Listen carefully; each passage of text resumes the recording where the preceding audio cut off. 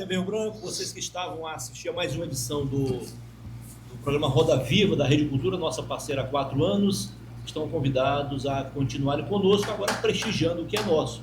Estamos começando nesta segunda-feira mais uma edição do Tribuna Livre, que hoje recebe o Dr. João Correia, ex-deputado estadual, ex-deputado federal, membro da executiva do MDB, partido que integra essa aliança composta por 6 partidos que estão aí a defender a reeleição da governadora Maílza Assis, do PP. Como sempre, Osmir Lima está aqui a compor a bancada de debatedores e entrevistadores. Boa noite, Osmir. Boa noite. E o doutor Narciso está de volta depois de mais de um mês.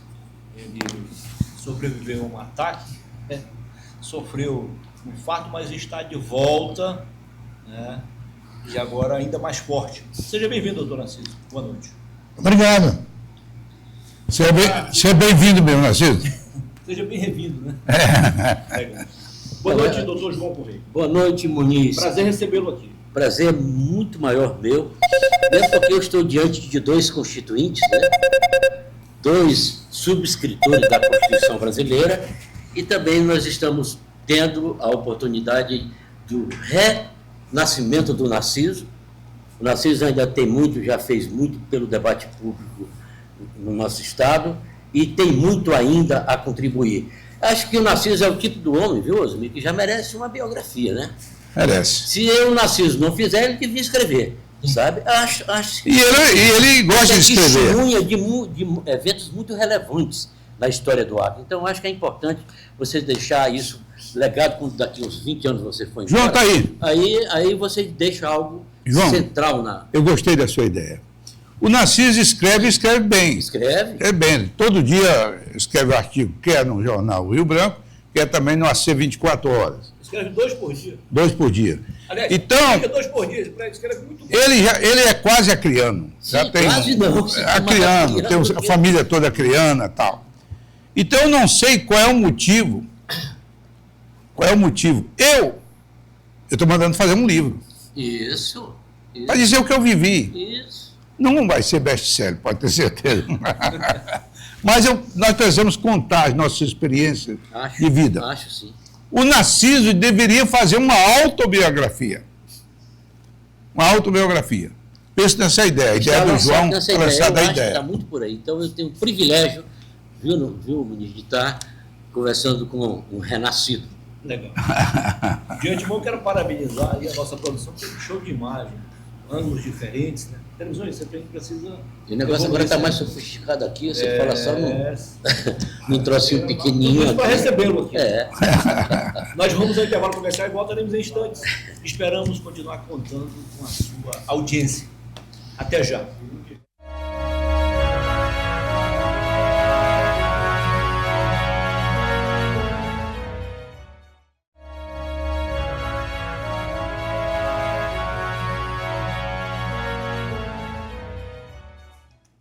Estamos de volta, começando agora para valer mais uma edição do Boa Noite Rio Branco, aqui na sua TV Rio Branco, na 8.1, nesta bela noite de segunda-feira. Na verdade, desculpa aí, Tribuna Livre, né? Acontece. Foi que tu disseste o quê? Falei Boa Noite Rio Branco, mas ainda bem que é da mesma emissora, né? E eu também que apresento, não estaria demitido, no mínimo, né? Não, Boa Noite Rio Branco. A partir de terça-feira. Mas é um costume, eu faço mais Boa Noite Rio Branco que Tribuna. Tribuna uma vez por semana. Estou perdoado, né, doutor? Está perdoado totalmente. Osmir, o doutor Narciso está reestreando hoje, então ele tem o prazer e o privilégio de começar, então, essa série de perguntas ao nosso convidado. Claro. Doutor Narciso, por gentileza. João Correia, eu me ressinto muito de viver num país que tem uma legislação eleitoral absolutamente anárquica. Começa pela quantidade de partidos políticos. Segundo lugar, pela presença de 20 partidos políticos no Senado e na Câmara dos Deputados. Então, eu lhe pergunto, por que o MDB, na época, que capitaneou sob o comando de Ulisses Guimarães, a redemocratização deste país, você se orgulha de ser PMDBista? Me orgulho. Eu me orgulho porque o MDB foi um partido consentido, nós bem sabemos disso. Teve na presidência um acriano que instituiu o MDB, Oscar Passos, em 66. E o MDB fez algo absolutamente fundamental, Narciso. O MDB comandou a redemocratização do Brasil depois de 21 anos de ditadura brutal, que matou, assassinou. Não foi a mais sangrenta. Sim. Não foi. De longe foi a mais sangrenta, mas que ela tinha método. A ditadura no Brasil tinha método. Tinha alternância de poder. Vocês lembram? Via Congresso Nacional. Via Congresso Nacional, via Colégio Eleitoral, etc. E o MDB teve a capacidade, inclusive nesse aspecto, parece-me que vocês que foram constituintes, parece que o Lula não quis assinar a Constituição. Teve um negócio desse tipo? Teve, inicialmente. Inicialmente, depois Mas depois assinou. Desceu, a natureza democrática dele prevaleceu e assinou. Nós temos uma fotografia, inclusive, que aparece eu e o Narciso atrás dele, ele assinando. Ele assinando, então, beleza pura. Quer dizer, então o MDB fez isto. Depois, Narciso, na verdade é o seguinte... Eles não votaram, mas assinaram. Não, votaram. Votaram. Tem uma das duas aí que Não, teve dois ou três deputados que não seguiram, né? Então, veja, o MDB, por seguinte, quer dizer, você pega o seguinte, a legislação brasileira realmente, você disse que é um caos, e de fato é um caos. Agora, Osmir, ela é melhor do que a americana, do que a norte-americana. Lá nem justiça eleitoral tem. Lá você tem aquele mecanismo de aferição dos votos, né, para presidente, etc. Um negócio complicadíssimo. E os estados lá são independentes. Totalmente independentes, uma série de situações. Então, agora, na verdade, essa questão da pletora, da exuberância, do excesso, na verdade foi excesso de partidos, isso tem muito a ver com o Supremo Tribunal Federal, com ativismo do Supremo Tribunal Federal, que impediu que houvesse uma compressão, uma redução do número de partidos. Então, nós estamos sofrendo disso até hoje. E veja bem, Narciso, hoje já está melhor do que ontem, que estava melhor do que anteontem. Hoje nós temos 20 e pouco, sei lá. Eu acho que daqui uns 10, 12, 15 anos a gente tem 6, 7, onde... Porque não existe 20 e tantas ideologias, Narciso. Não existem 20 e tantas ideologias. Então, eu acho que há isso sim. E eu me orgulho do meu glorioso muito por conta disso, porque ele foi bom ele ter instituído a democracia, instituído a pluralidade, instituído a tolerância, instituído, enfim, os avanços civilizatórios. E há um preço bastante alto, né? Altíssimo, altíssimo. João, permita-me acrescentar mais. Claro, você é originário. É o meu partido de coração. Eu disse isso várias vezes. Não estou mais filiado a nenhum partido. O PMDB, ele, através do Sarney, que era do partido, convocou a Assembleia Nacional Constituinte. Foi quem convocou a Assembleia Nacional Constituinte. Foi quem propôs a anistia. E o Sarney, oriundo da Arena. Um ano antes era o presidente nacional. Olha a delicadeza, olha a costura fina. Um ano antes era o presidente nacional. Sim, porque eu tenho... Muita gente fala, mas nós do Acre devemos ter um apreço muito grande ao Sarney. Não tenho dúvida. E os brasileiros também. Brasileiros. Porque é o seguinte, o Sarney era vice que veio do outro partido, da ditadura. Mas conservou o Tancredo Neves. Morre, ele... E teve até aquela polêmica. A turma Se ele assume, não assume. Não assume. Aí o jurista, Leônidas Gonçalves, que era a turma de jurista, era general, né? O comandante, não, porque ele deve assumir o vice. Né? Agora, a delicadeza com que ele apoiou os ministros do Tancredo Neves, com que conduziu, porque os militares não gostavam dele. Não gostavam não, porque ele tinha passado Tinha sido traidor. Tá. Aí, a delicadeza com que ele conduziu, é um homem elegante, preparado, escritor, da Academia Brasileira de Letras. Aos 97 anos de idade, continua sendo respeitado por todos os partidos do Brasil. Exato. Ele é uma legenda, sim. É sim, sem dúvida nenhuma. E Então, Narciso, não dá para a gente, sabe, abjurar isso. Não, né? não, dá pra... não. Agora aqui, vamos então... Você vê que é tão forte isso aí, esse momento, que eu, apesar, por motivos pessoais, de ter saído do PMDB, eu conservo o PMDB no coração. Sim.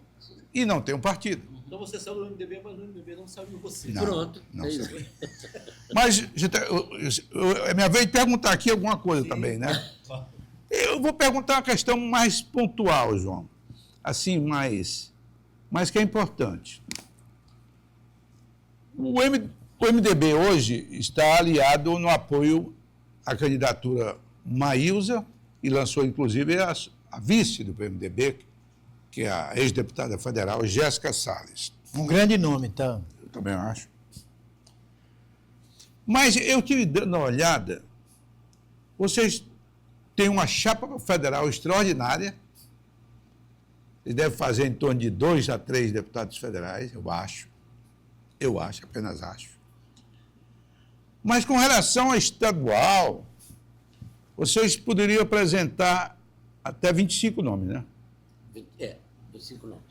Vocês apresentaram 12. Por enquanto. Pois é. Um desistiu, é isso que eu queria saber, que é um homem que tem 7 mil votos, sempre teve em torno disso, que é o Gonzaga. Isso. Luiz Gonzaga. Uhum. Qual o motivo da desistência dele, você que está lá comandando o partido? Isso não daria para ter uma conversa com ele aí, em termos de uma conciliação. Porque há uma posição equivocada aqui entre os que fazem política nesse momento. Por exemplo, o cara diz, não quero ninguém com mandato. Isso é de uma estupidez sem tamanho. Concordo com você. O partido tem que ter o cara que consegue voto. Quanto mais gente tiver com votos... Por causa da legenda. Por causa da legenda. É a legenda quem elege. Olha, vamos pegar a eleição de 87, de 86, 86. que elegeu os constituintes. A chapa do PMDB, se eu, por exemplo, fui disputar, se eu olhasse para os nomes que tem lá, e as condições de apoio institucional, eu teria desistido. Mas eu tinha apoio do Juruá. Mas foi por ter nomes bons, uma série de nomes bons, que nós fizemos 5 constituintes. 5 Dos dos 8. Dos 8. Então, quanto mais cabra, bom, mais cabrito. Então, eu não consigo entender essa desistência de qualquer pessoa por ter bons candidatos lá, por achar que vai ser apoiado por A ou por B. Algumas forças optaram por isso. Eu concordo com você. Os Mineiro vai para o 7º mandato. É um grande equívoco isso. E os Mineiro vai para o 7º mandato Sim. agora. Sim, o Luiz Gonzaga. Luiz Gonzaga. É. Olha, Osmir, eu acho que a gente tem que remontar a um curto prazo do passado. 2022, para o MDB, nós vivemos um desastre. Por que um desastre? Porque nós não fizemos nenhuma representação nacional, nem no Senado, nem na Câmara Federal. Pela primeira vez, desde 66, quando Oscar Passos foi o presidente do MDB. Então, nós perdemos a representação nacional, e quando você perde a representação nacional, você perde todo o prestígio que você tem no plano nacional junto ao teu partido. Quer dizer, não é mais o Ulisses Guimarães quem está dirigindo o MDB, sabe, amigo? Estão dirigindo pessoas muito menores do que Bem menores. Sabe, do que o Ulisses Guimarães. Então, você perde isso. Aí o que aconteceu? Nós disputamos com o governo figadalmente em Cruzeiro, Manso Lima, Brasileia e Rio Branco. Perdemos Rio Branco, perdemos em todos, né? Mas a perda de Cruzeiro do Sul foi monumental, porque a perda de Cruzeiro do Sul tiveram que rebolar muito para poder tomar a eleição da Jéssica. Foi muito bem. O Marcos Alexandre poderia ser um candidato nosso ao governo. Nós ficamos na expectativa, mas ele fez corretamente uma opção por um mandato que ele acha que tem condições, eu acho que terá mesmo. Ele é um excelente candidato a deputado estadual e é um sujeito muito preparado, o Marcos Alexandre. Bom, Aí nós convidamos o Alan Rick, o MDB convidou o Alan Rick. Nós fomos lá, convidamos o Alan, saia candidato pelo MDB, porque aí você tem a capilaridade do nosso partido. Aí o Alan, é o seguinte, o Alan acabou optando pelo Republicanos, que ele já tinha. Que, aliás, Roberto Duarte, eu quero fazer justiça ao Roberto desde o início, Roberto sempre quis que nós nos juntássemos. Ele sempre foi voz ativa no sentido de que nós nos juntássemos. Aí o que acontece? Nós queríamos, então, buscar a representação nacional. Por quê? Por que nós perdemos a representação nacional em 22? É porque saíram das nossas entranhas o Roberto Duarte, o Mazinho Serafim e o Barbari, seu amigo lá, nosso amigo lá do Alto Juruá. Portugal. Então, o que nós queríamos? Nós queríamos recuperar essa representação nacional e nós colocamos isso tanto para o grupo do Alan quanto para o grupo do governo, para o grupo Maílza, né? E fomos conversando. Era inédito, uma coisa inédita. Nós não tínhamos experiência nenhuma, viu, Márcio Nunes? Nós não tínhamos nenhuma experiência, então nós fomos tateando os tais dos cabeças brancas que foram execrados, foram mal compreendidos pela imprensa, etc. Mas nós fomos tateando. E aí, ao fim e ao cabo, o que aconteceu? Nós conseguimos uma chapa competitiva para deputado federal. Você tem razão que isso não se reproduziu na chapa para deputado estadual. Por quê? Porque, na verdade, o nosso desejo era a chapa de federal, o nosso desejo maior. Quando nós viemos atentar para a chapa de deputado estadual, as coisas já tinham mais ou menos acontecido. Então, eu vou lhe dizer, houve negligência? Não. Houve excesso, digamos assim, de ímpeto em relação à busca da candidatura de federal. Osmir, para você ser um deputado federal eleito hoje, no Brasil, não é no Acre, não, é uma desigualdade monumental que nunca aconteceu na história do Brasil. Essas emendas, essa cleptocracia que há na Câmara Federal, que há no Senado, tá certo? As emendas PIX, emendas secretas, isso não existe, isso contraria o que vocês escreveram na Constituição da publicidade, essa coisa toda. O próprio fundo eleitoral. Rapaz, isso é um negócio beneficia brutal. mais quem tem mandato. Isso é uma brutalidade. A outra cleptocracia, essa questão do Supremo, esse negócio de penduricalho coisíssima, isso é roubalheira, você está entendendo, do dinheiro público, que isso é um dos elementos que contribuem, que são essenciais na nossa desigualdade, Osmir. Claro. A desigualdade do Brasil passa muito pela questão do Estado privilegiando os alfa, as classes alfa. Pois bem, aí nós entendemos por que a Maílza acabou vencendo essa parada conosco. É porque teria condições melhores de termos uma chapa federal mais competitiva com a Maílza. Isso nós não tínhamos com o Alan. O Alan tem lá suas dificuldades. Todas as demais forças têm mais dificuldades do que os que são candidatos à reeleição e mais os que são candidatos a partir do esquema do governo. E eles nos ofereceram 3 nomes social-democratas de primeira, para mim, por exemplo. Sim. Ótimo. O professor Minoru Quimpara, o Ney Amorim. O Rueda, vocês conseguiram excelente... Não, mas o Rueda não é nosso. Não, é do União Brasil. É do União Brasil. Sim. Nós é o Pedro Longo. Mas está no grupo, né? Mas está no grupo. É o Pedro Longo. Estamos no grupo, exatamente. O Pedro Longo, a Antônia Lúcia, que não foi uma questão do governo, foi uma questão mais da direção nacional, mas aí tivemos o Pedro Longo, o Minoru Quimpara e o Ney Amorim. Quer dizer, juntando com a candidatura do Juruá e tal, a gente realmente pode quebrar essa barreira e fazer... O Wagner é candidato? O Wagner é. A federal? A federal, em Cruzeiro do Sul. Então, agora que houve isso, percebendo isso já no final, até o advogado doutor Jordano que sugeriu, não, então vamos adiar um pouco mais isso até o dia 4 de setembro, que nós temos até o dia 4 de setembro para ver se a gente consegue turbinar, dar um pouco mais de gás na candidatura de deputado estadual. Né? Tá? Então, não sei se eu te respondi. Respondeu. Tá? Francisco. Ô, João, as emendas parlamentares aos orçamentos públicos foi uma imoralidade que foi legalizada no Brasil. Foi.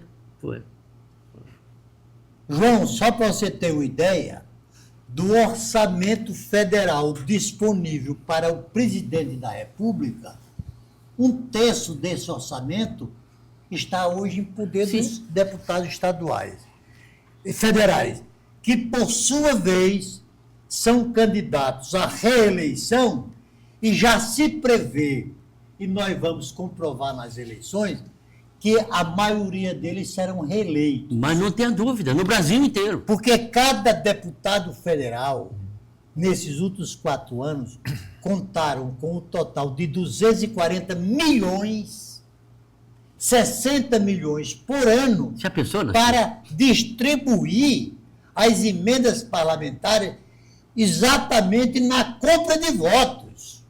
E Narciso, uma observação, e ela é impositiva, Impositivo. Exatamente. que não foi da nossa época. Não. Foi deputado federal. Não foi nada, nunca.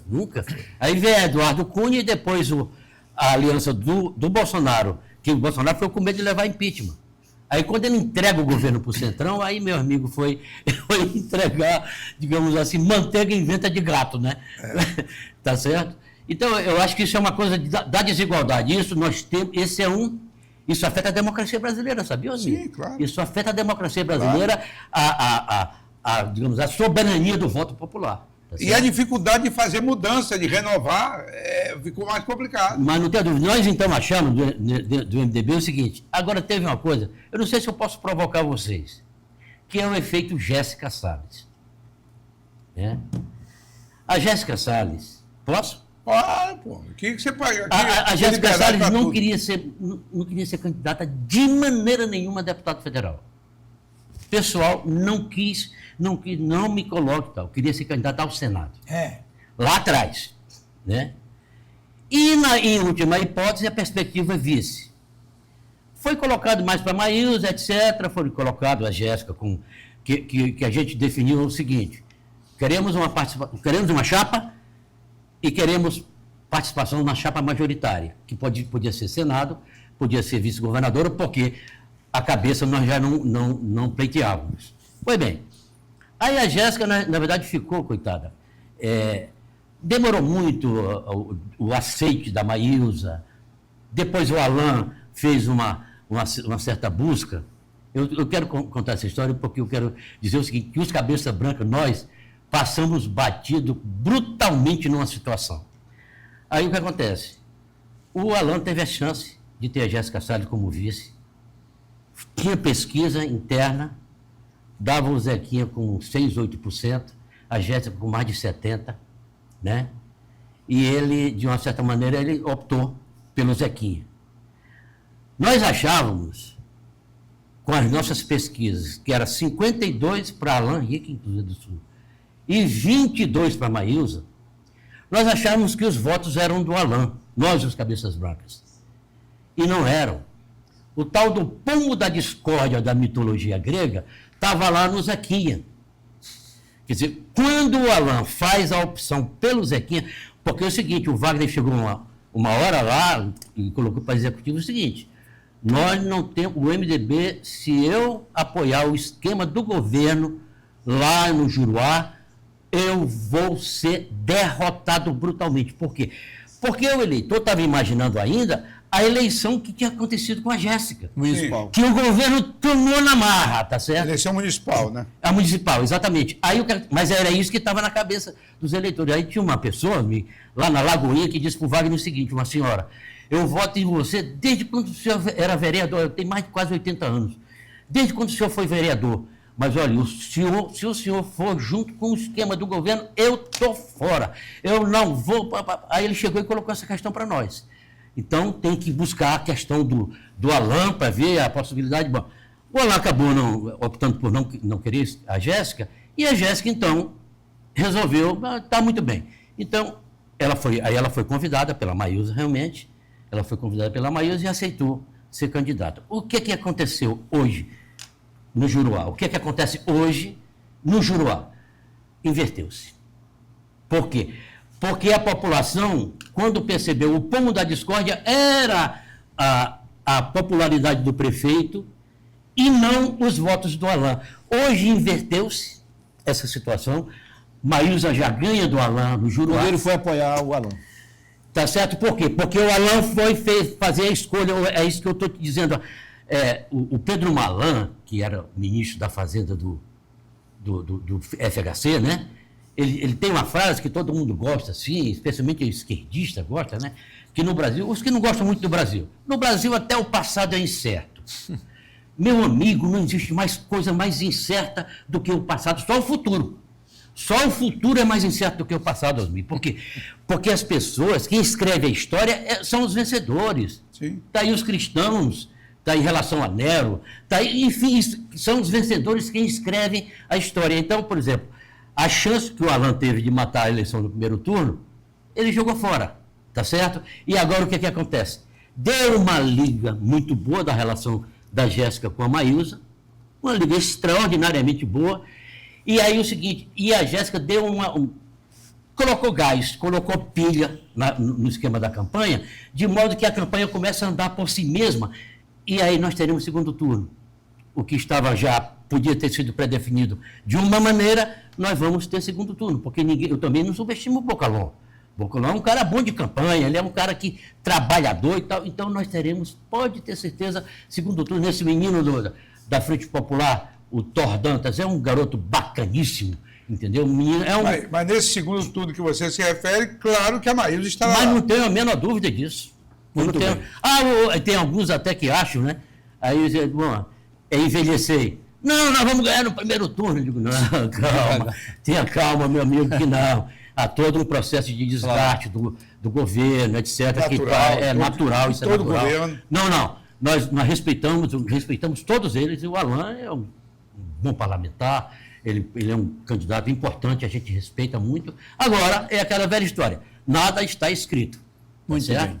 Não está escrito. Agora, João, há uma indefinição, porque nós temos 4 candidatos. Doutor aí. Assis, o senhor faz essa observação na volta, tá bom? Pois não. Nós vamos ao intervalo comercial e voltaremos em instantes com a segunda parte do Tribuna Livre desta segunda-feira. Até já.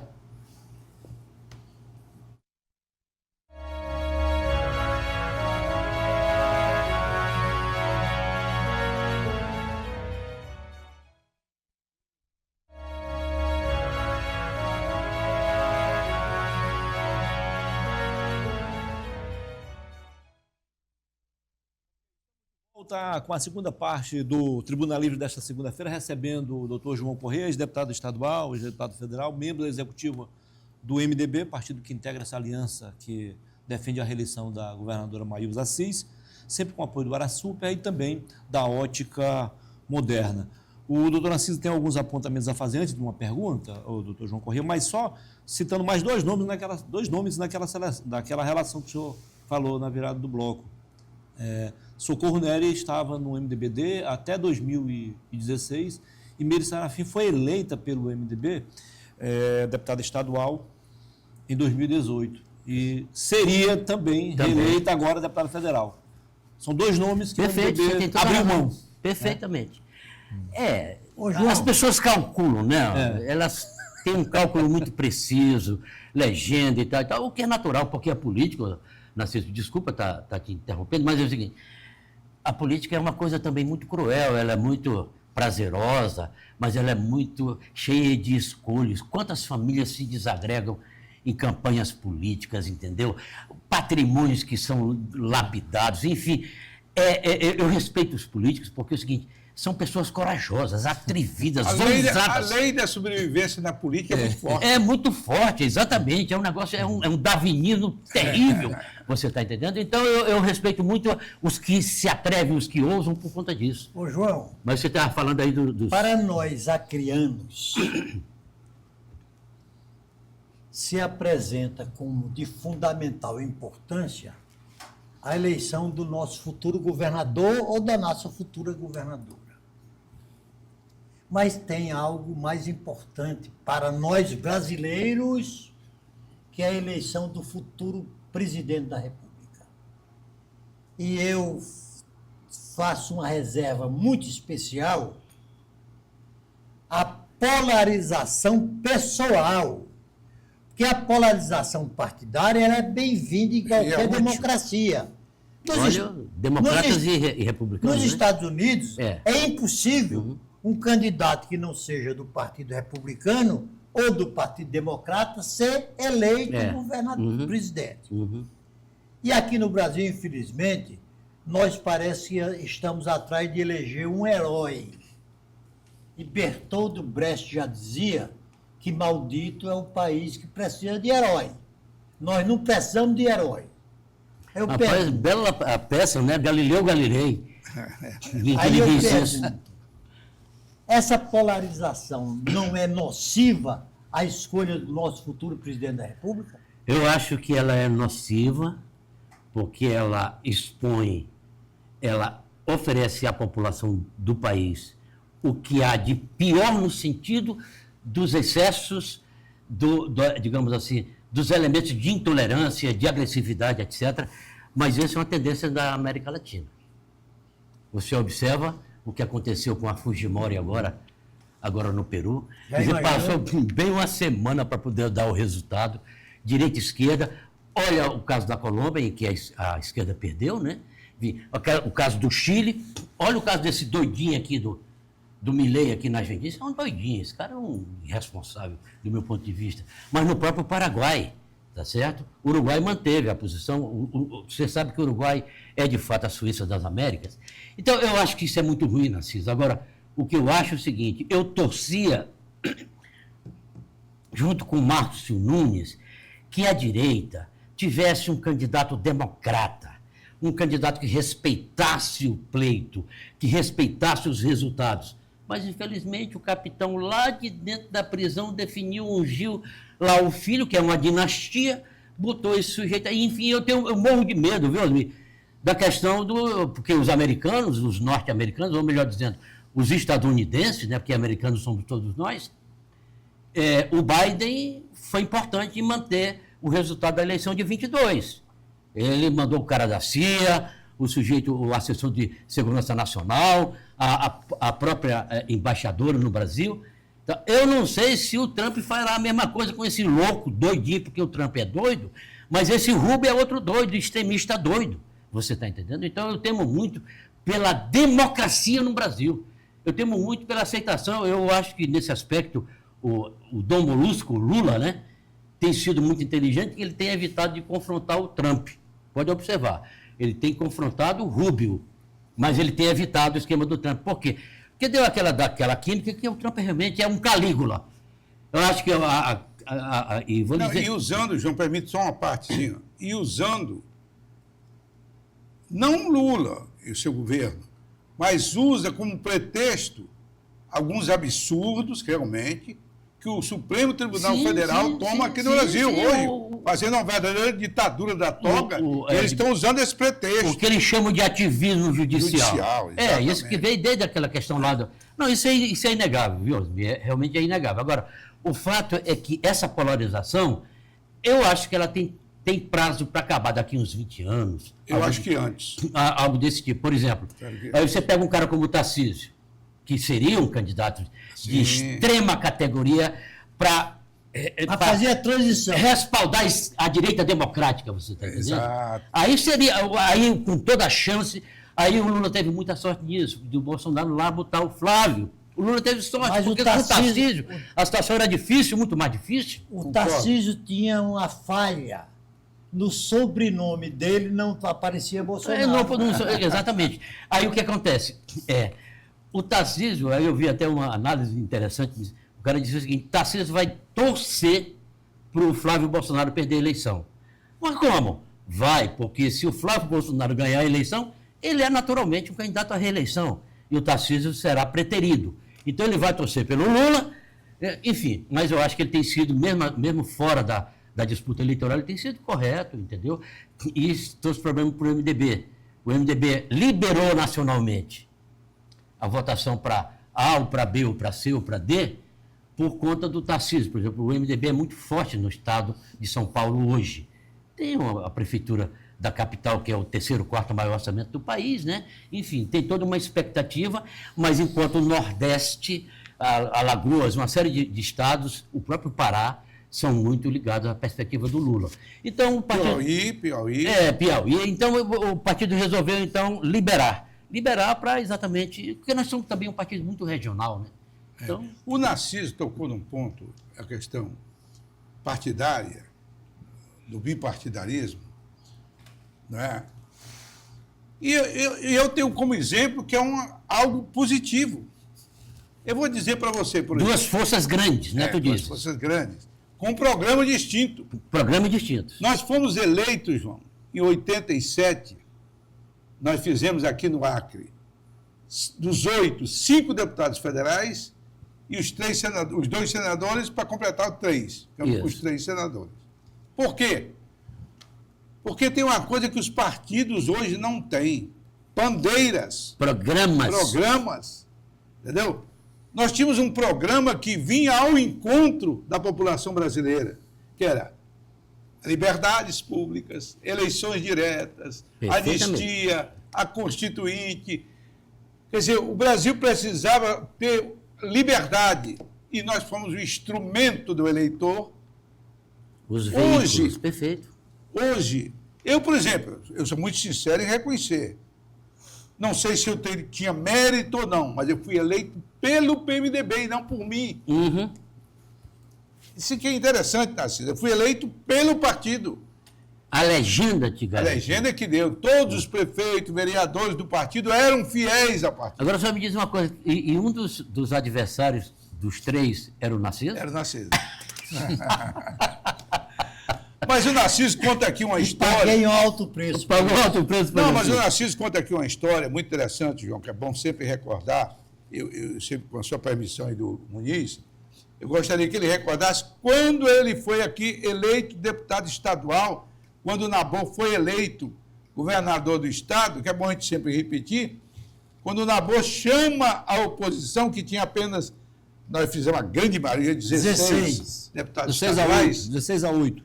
e o Eles partido dele, 8. 8. Agora, olha como age um homem de bem. Um democrata, tu diz. Democrata. Não, Nabor Júnior. João, já que os me insistem, Não, é importante isso aí, Narciso, sim. O povo saber disso. hoje, quando tem uma eleição para a presidência da Assembleia, tem disputa até para os suplentes. É. Eles brigam entre si para ocupar a primeira secretaria, a segunda secretaria, assim sucessivamente. Quando aconteceu a eleição de Nabor Júnior, governador, o PMDB tinha feito 16 deputados federais Estaduais. e estaduais, e nós, outros, 1/3. 8, um terço. E o governador Nabor Júnior nos convida para uma reunião com ele. E quando chegamos lá, o governador disse: vocês acham que é justo eu pretender eleger o presidente da Assembleia? Olha só, cara. Claro que é. É meritório e é consequente. Ele disse: então eu vou citar o nome do meu candidato a presidente da Assembleia, Edson Cadajo. Vocês aceitam? Aí nós, todos em coro, aceitamos. Ele disse: indique o primeiro secretário da Assembleia Legislativa. Com 8 apenas. Nós, Indiquem. Não é eu quero fulano, quero Beltrano. Indiquem. a partir de então, eu passei a ter, pelo Nabor Júnior, a maior das admirações. E nós indicamos o Félix Bisteni, que era um deputado que, se não respeitado. morre precocemente, Ia. tinha ido muito longe Muito na política longe, criana. Então é isso. Então, esse é o exemplo que eu dou do elemento que é realmente democrata. E que democrata que quer a reconciliação. E hoje o que nós vemos é o seguinte: o PMDB, um lulista conversando com um bolsonarista, é o início de uma briga, né? É. Briga perigosa. Perigoso. Osmir. Eu quero fazer apenas uma pequena observação sobre a questão que você tocou no bloco anterior, sobre a questão de sedas eleitorais, essa polêmica que existe no Brasil. Porque eu não desconfio das urnas.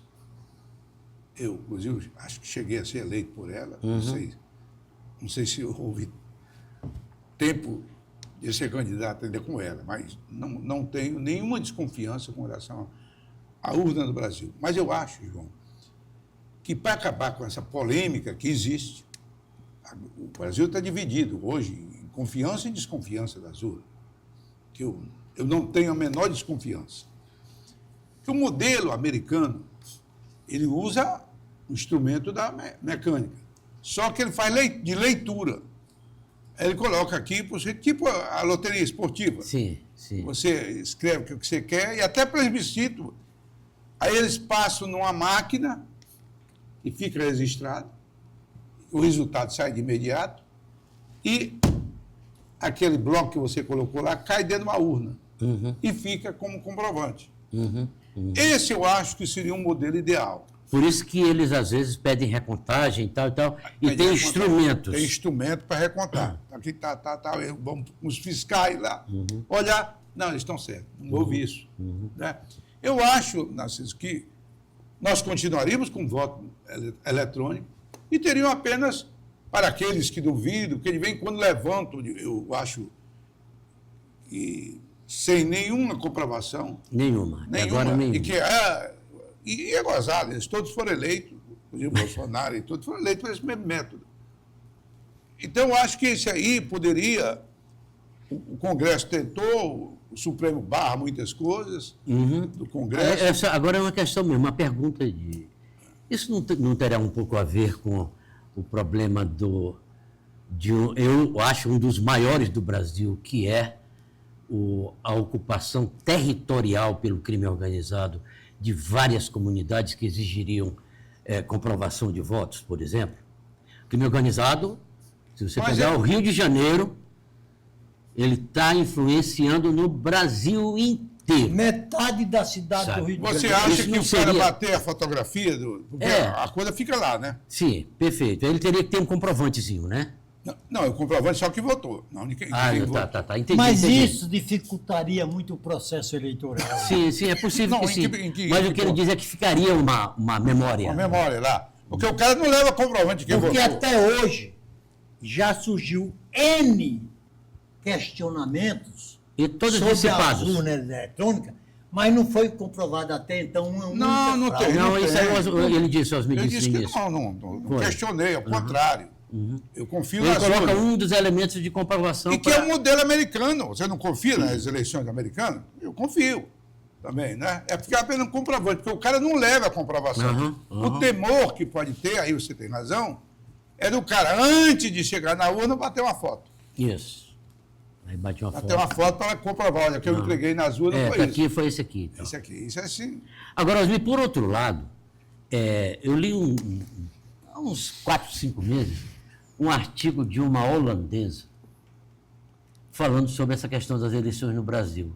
Ela disse que no mundo inteiro não existe nada que chegue nem aos pés. Sim. Não, ela dizendo que... Porque, de fato, nesse sentido, a justiça eleitoral tem sido muito eficiente, muito competente. Ela chama as pessoas para acompanhar. Existe uma fiscalização prévia muito grande e tudo. E acho que esse foi um dos elementos que eu estava lendo a questão do Biden aqui, para desmontar o golpe, uma coisa que desses elementos colocou. Vocês precisam, disse ao Bolsonaro, vocês precisam respeitar o modelo brasileiro de urnas, que é um modelo competente, sério e transparente. Mas esse é um elemento, são elementos que você teve a precaução de dizer, acho que não há, porque eu acho que não há mesmo não, viu? João, não acredito. Tem uma frase que diz que quando o ideal não é possível, o possível torna-se o ideal. O ideal, perfeito. Então, as urnas eletrônicas é a possibilidade do ideal. Mas vamos aqui o seguinte, tu te lembras, na história do rock está pensando de muita história, tu lembra do tempo de uma disputa, eu acho que era do Zaire contra o Calume. Sim. E que teve uma zona lá de Sena Madureira. Tem uma história mal contada nesse sentido. Havia muita corrupção no papel, na zona no Brasil, não havia? Você imagina isso no Nordeste, Osmir? Isso lá o coronel lá que mandava, como é que o Nascimento contou uma história? Não, eu vou te contar aqui uma história. Conta a história do voto secreto, aquela... Não, mas eu vou te contar aqui antes uma história ocorrida em Cruzeiro do Sul. Ô, Gil, vamos fazer um intervalo, você conta a história, tá bom? Nós vamos a mais um intervalo comercial e voltaremos em instantes com a terceira e última parte do Tribuna Livre desta segunda-feira. E aí, Até já. Marcelo, estou muito esquecido.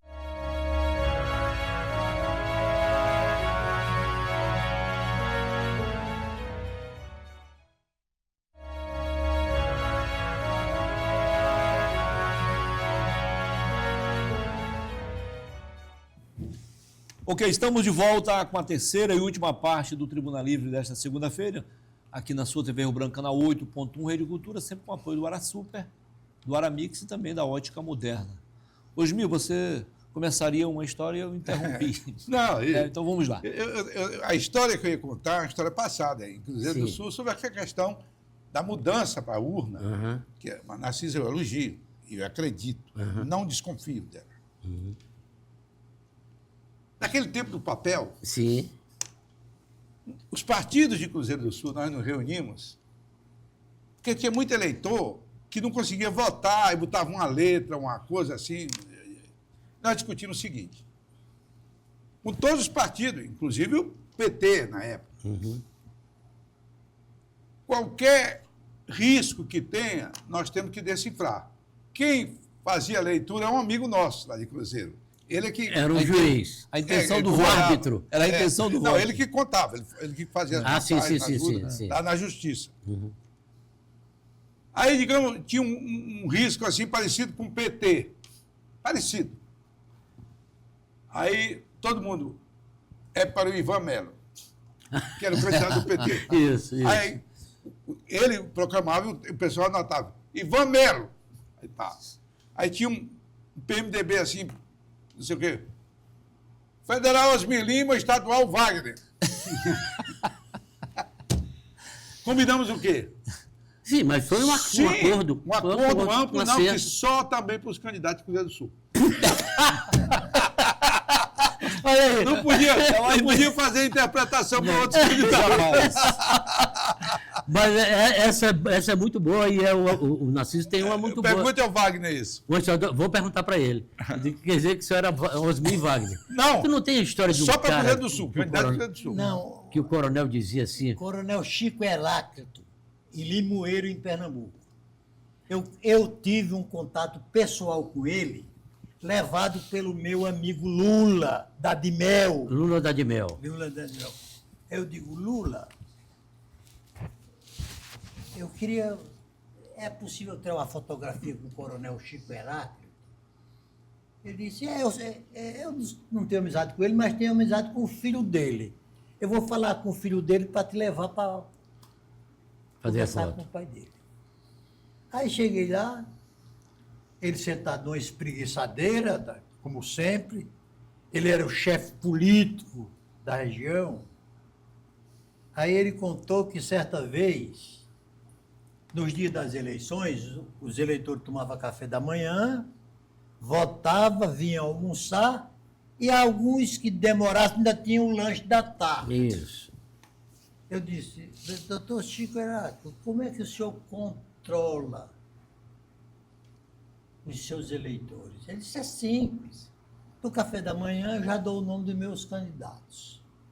Dá um envelope com o nome. Já deu envelope. Porque naquela época Era. era o envelope com a Colinha, chapinha. colinha dos pronta, né? No almoço, eu repetia a mesma coisa.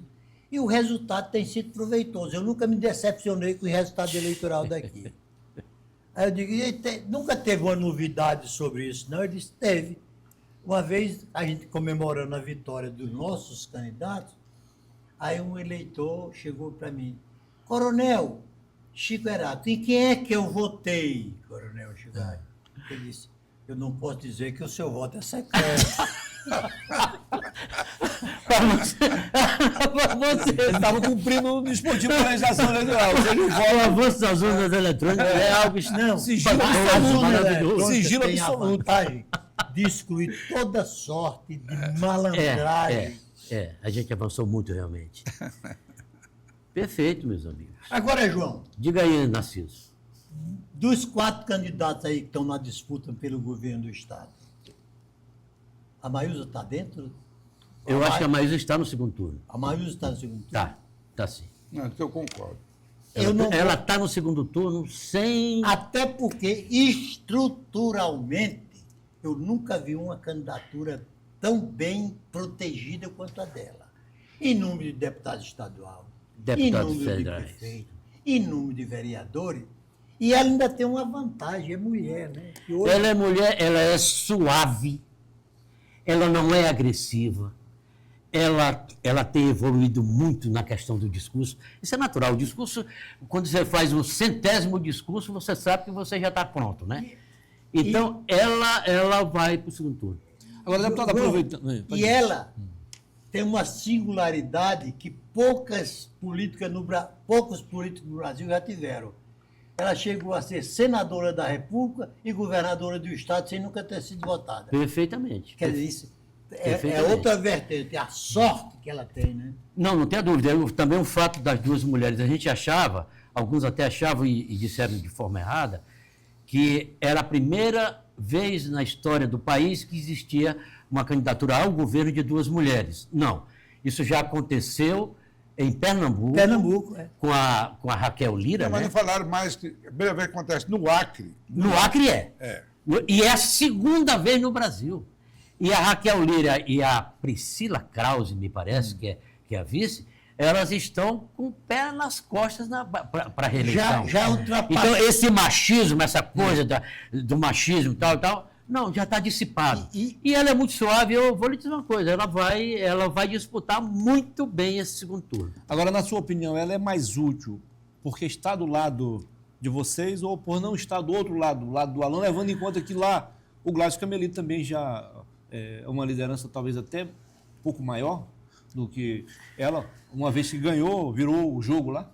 Olha, o Gladson, o Gladson é um fenômeno. Eu vejo o Gladson como um fenômeno. Eu estou dizendo isso de uma maneira muito humilde, porque, na verdade, você ter a capacidade que ele tem, o nego acha que é só o carisma. Não, tem método também ali. Tem método, sabe? Ele chega, o cara, às vezes, fica com raiva dele e tal, ele vai, não, que é Tem isso, sempre meu uma piada, amigo? uma brincadeira. Não vem, tal e tal. Enfim, ele implantou um pouco isso, e isso teve efeitos positivos. Você não teve grandes confrontos, apesar de que tenha havido confrontos, não teve grandes confrontos entre as forças políticas do Acre. O Gladson não pode ser lembrado como um perseguidor. Ele não foi um perseguidor, por exemplo, como... Não foi. Realmente isso aí a gente tem que colocar como houve no passado, bem recente. Então, veja bem, Muniz, a gente acha o seguinte, nós julgávamos que para onde nós fôssemos, porque aí tem uma provocação para fazer os dois deputados federais. O MDB tem peso no Juruá e tem nomes. E tem história. E tem história. Eu diria que tem peso em todos os municípios. Então, aí você vem para Rio Branco. Nós temos Marcos Alexandre, meu amigo. Nós somos, eu estou falando para o amanhã, por daqui a pouco. Lá em Brasileia você tinha Leila, agora é a doutora Kel, que vai ser a candidata lá por Brasileia, que talvez, se for bem votada, vai ser candidata ao... Ou seja, as eleições de 2028, tá certo? O MDB está mais ou menos posicionado, minimamente posicionado. Então, nesse sentido, respondendo à tua questão, nós não queremos ser presunçosos, prepotentes, porque a prepotência, eu disse um dia desse a um amigo, um filho meu, digo, olha, você não pode ser arrogante da agora, não. Ele ainda é pequenino, né? Você tem que ser humilde, mas você tem que ter personalidade, né?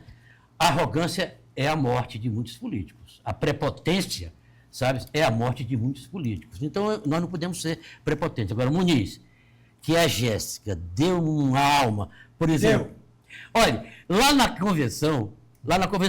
no MDB, quando a Maísa foi lá apresentar a Jéssica, etc., quem mais aplaudia a Jéssica não era nem o pessoal do MDB, não, bicho, era o pessoal do PP.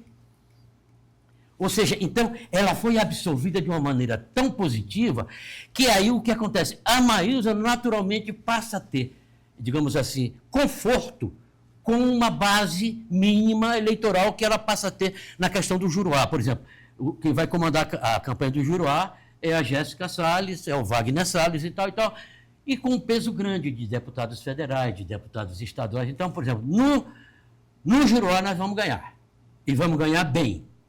Aqui é mais difícil, Rio Branco é a capital, a Alan tem um peso muito grande aqui, a Maísa ainda é muito desconhecida, o que é um fator negativo, mas também é um fator positivo, porque muitas pessoas não a conhecem. Aí quando passam a ter o contato, opa, o negócio é um pouco diferente. Então, eu não tenho a menor dúvida do segundo turno.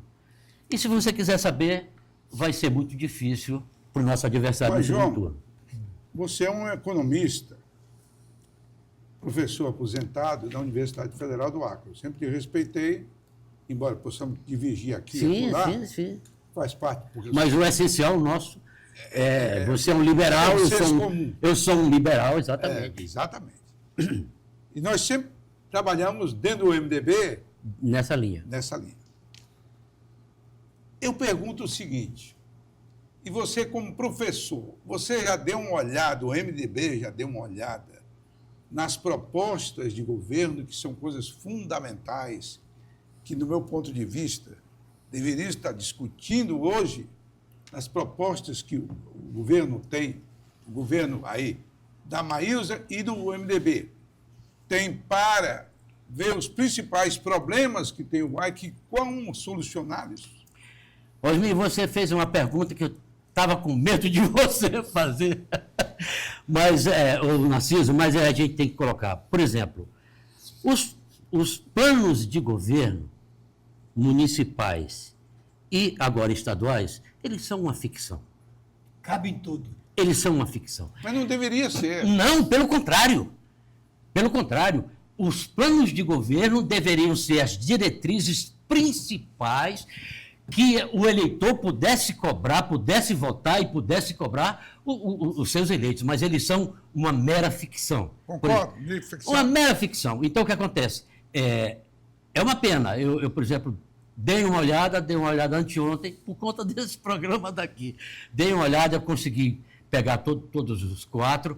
Alguns são minimamente sinceros, mas nenhum deles é sincero na sua plenitude, na sua capacidade objetiva. Não é realizável. Não é realizável. E aí, Osmir, eu vou lhe dizer mais uma coisa. O Acre tem um problema muito grave, que nós somos a segunda economia, em termos estaduais, mais pobre do país. É a economia acreana. Só perdemos para o Maranhão, né?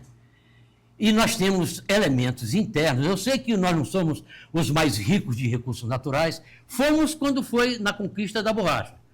A geografia do Acre é a geografia da borracha, tá certo? E nós fomos segundo a maior riqueza do país. Do país, sim. Primeiro São Paulo, depois exatamente, o segundo valor de exportação, tá certo? Acre, etc.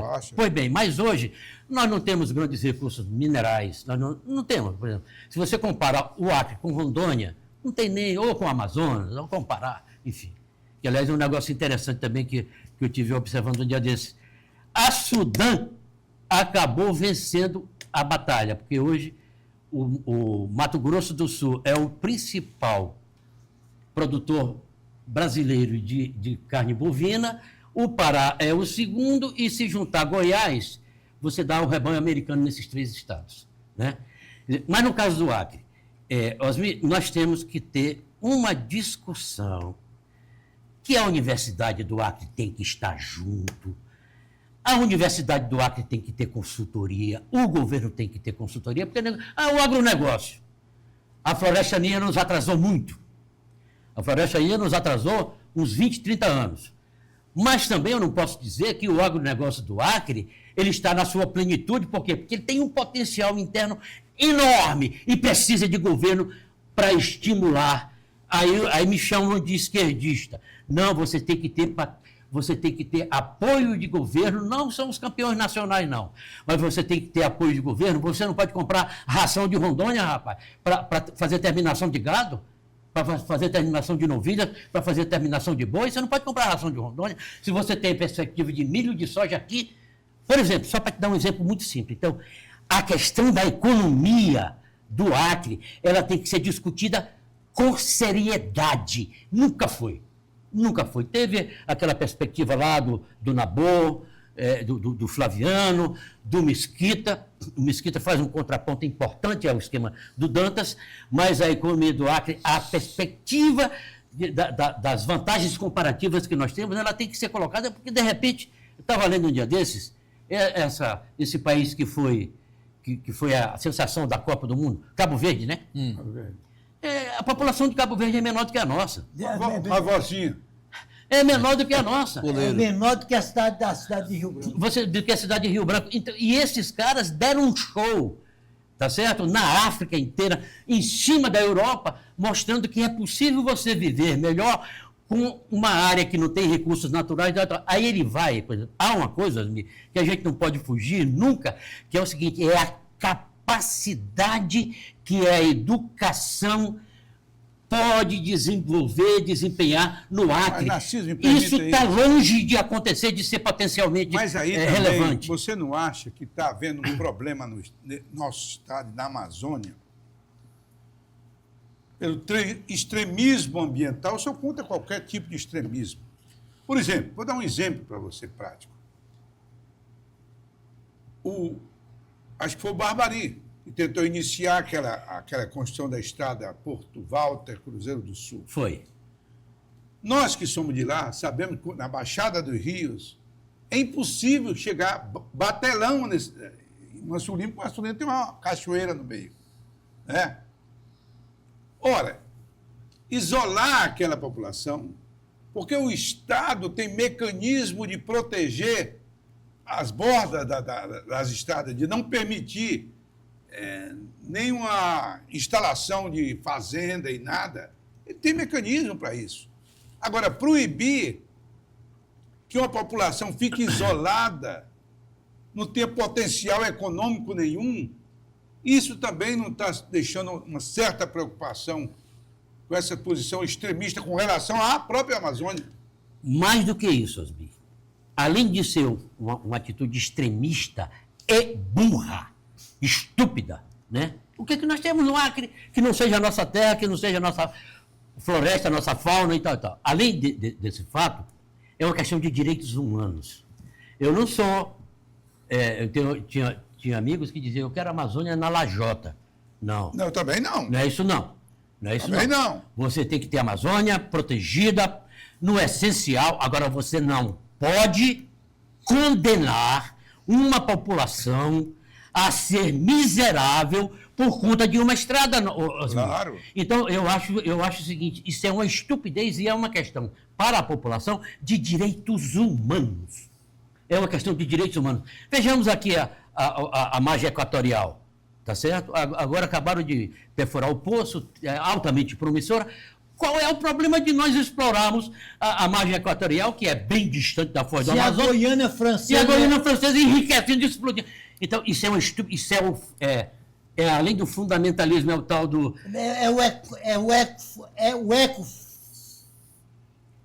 os excessos, é o identitarismo da ecologia, que é alguma coisa atrasada, reacionária. Isso. Porque você pode ter, se o Barbari errou, porque ele fez aquilo sem base legal. Sim, o que nós temos que mexer exatamente é a base legal, porque ele está corretíssimo. Mas a base legal, João, eu vinha...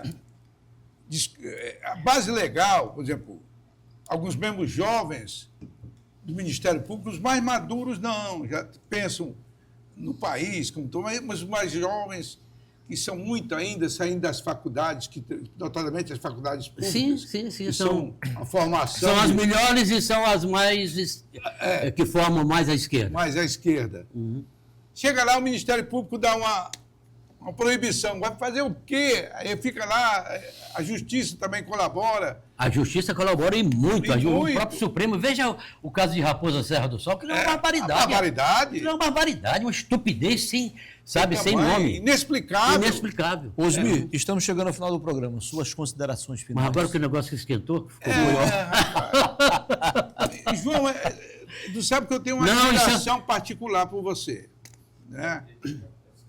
Você é muito inteligente, você é um cara que sempre acompanhou a política do Acre.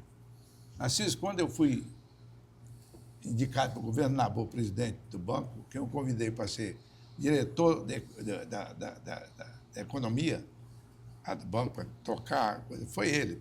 Então, eu confio nele, sempre confiei nele. Isso é verdade, eu lhe agradeço muito a sua. Foi um privilégio. Uma coisa... Eu vim agora sábado aqui, de volta em Brasília, aqui para Rio Branco, e sentou-se aqui do meu lado um grupo de rapazes que estavam vindo fazer o concurso da segunda fase do Ministério Público Estadual. Segunda fase. E sentou um rapaz lá do meu lado e depois começou a puxar conversa sobre o Acre, ele é de Brasília. Aí ele contando, de repente, ele disse, não, inclusive, recentemente, houve até um problema na Constituinte de secessão. Um deputado chegou lá pedindo O desmembramento. desmembramento para se voltar, sair do Brasil. Ele disse, eu digo, ouve. Ele disse, você conhece esse parlamentar? Eu conheço. Conheço muito até, desde que nasci. É isso, sou eu. Aí o cara tomou um choque. Ah, o negócio do Juruá, né? Não! Do Acre. Eu fiz uma proposta de anulação do Tratado de Petrópolis. Certo. Mas eu disse para ele... Sim, era uma forma de colocar a questão. Uma forma de protesto. Lógico. Eu disse para o doutor Ulisses, quando ele me chamou lá, até para pedir para eu retirar a emenda. Digo, não, doutor Ulisses, eu não sou uma criança a pensar que vai ser aprovado. Vai ser aprovado. Uhum. Não, isso é uma forma de protesto que eu faço em nome dos acrianos pelo abandono que vocês nos deixaram. Vocês nos abandonaram desde que vocês incorporaram o Acre ao Brasil como território federal, dividido em departamentos. Foi o primeiro, isso. Quando o Estado, a Constituição não previa essa figura de território. Nós éramos para ter sido incorporado como Estado. Mas vocês queriam o quê? Vocês queriam tirar, porque nós éramos segundo produção de riqueza do país, vocês queriam oferir de nossas riquezas. E eu me lembro de dados do Juruá, que eu li, ele repassava do que nós produzimos apenas 10%. De volta para cá. De volta para cá. Perfeito. Educação, para a saúde, infraestrutura. Era uma colônia de exploração lá. Exploração pelo resto do Brasil. E vocês, até agora, ao chegarmos aqui para a Constituinte, nós não temos sequer uma estrada que nos ligue Rio Branco a Porto Velho. Nós fomos abandonados. Sim, perfeito. Então, isso aqui é um protesto. Eu não vim aqui para brincar. Eu vim aqui para protestar. E o protesto foi um livreto que eu publiquei, que eu me lembrei daquela história do Emílio Zola. Uhum. Ele escreveu aquele J'accuse. Eu acuso. Quando houve um crime lá nas Forças Armadas, cometido por generais, e colocaram a culpa no capitão. Né? Esse era... Então, eu coloquei o protesto. Mas o homem foi buscar Emílio Zola, um dos maiores, um dos luminares. E aí eu coloquei, eu protesto. Né? Aí o doutor Ulisses, eu falei isso para o doutor Ulisses. Ele disse, não, eu concordo contigo e vou constar, não meu nome, claro, mas vou constar o fato no meu discurso de promulgação. Mas olha, rapaz. E está lá a lei. Ele disse, enquanto não se combater as desigualdades regionais, o Brasil pode ir à secessão. Perfeito. Doutor Assis. Mas, só para concluir, foi um prazer te rever, João. Rapaz, que maravilha. Uma alegria enorme. E você é sempre fonte de um excelente programa. Muito obrigado. Doutor Narciso Mendes. Não, eu registrar a importância do João Correia como nosso debatido aqui é fundamental, João. Você tem uma história muito bonita politicamente. Primeiro, eu lhe conheci há 40 e tantos anos atrás, sendo filiado ao PMDB.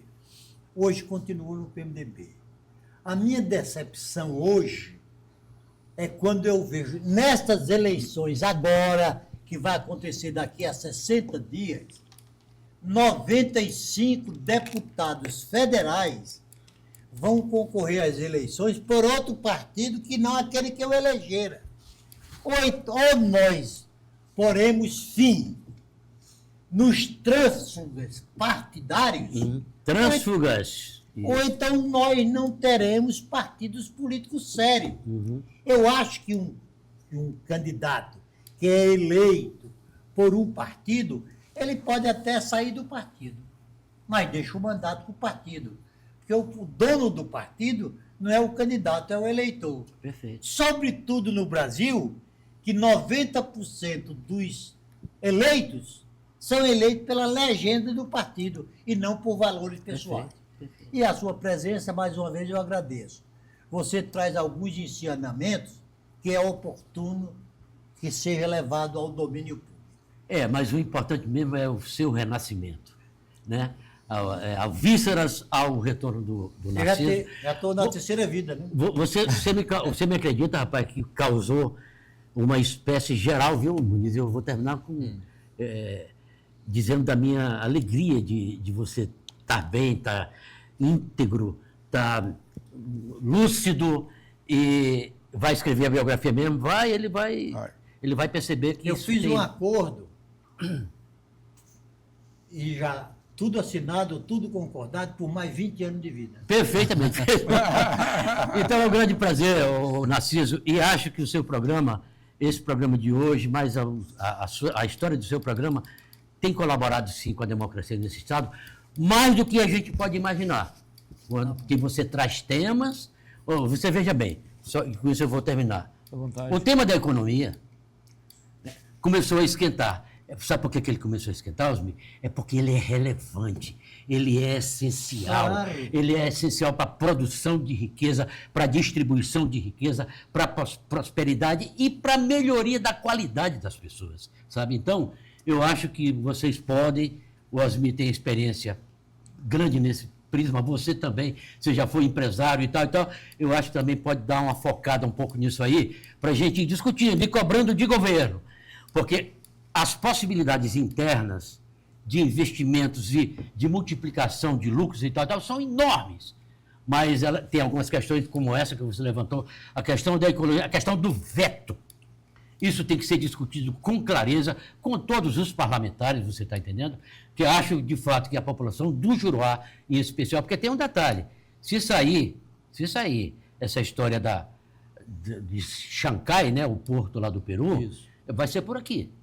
Vai ser por Rio Branco. E quando isso acontecer, o Acre vai ser porta de entrada e não de saída. Exatamente. Aí o que acontece? A perspectiva da integração do Juruá, pô-me, há quantos anos nós estamos sofrendo nessa estrada, Osmi Lima? Quantas décadas, sabe? João, antes de você...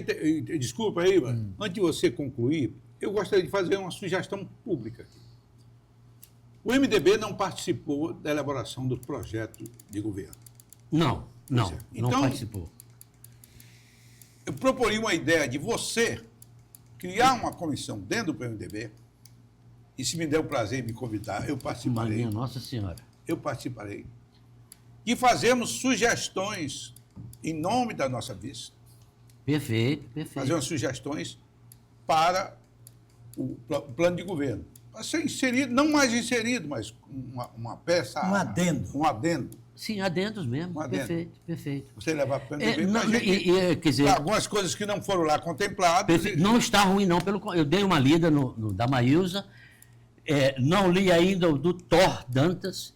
O do Alain é muito lacônico, extremamente lacônico, não dá nem para a gente perceber direito, né? O Bocalon faz uma ideia extremamente moderna, e o meu querido amigo Ednei Muniz colocou na inteligência artificial para saber qual era a ideologia dos planos, né? Aí botaram o da Maílza mais perto do Lula, ele botou e tal. Não está muito por aí, não. Mas eu acho que isso tem tudo a ver, eu vou propor isso para a Fundação Ulisses Guimarães. Tá bom, ótimo. Muito bem. Muito obrigado, Osmir Lima, muito obrigado, doutor Narciso. Que bom que ele está de volta, mais forte ainda, né, João? E muito obrigado também pela sua participação. Como sempre, você correspondeu à nossa expectativa e acredito que correspondeu também à expectativa do nosso telespectador. Foi um prazer. Grande Sucesso. abraço, Muniz. Bom revê-lo. Tá? Da mesma forma. E a você que esteve conosco, também o nosso muito obrigado. Boa noite e até a próxima segunda-feira, se Deus quiser. Valeu. Eu tenho certeza.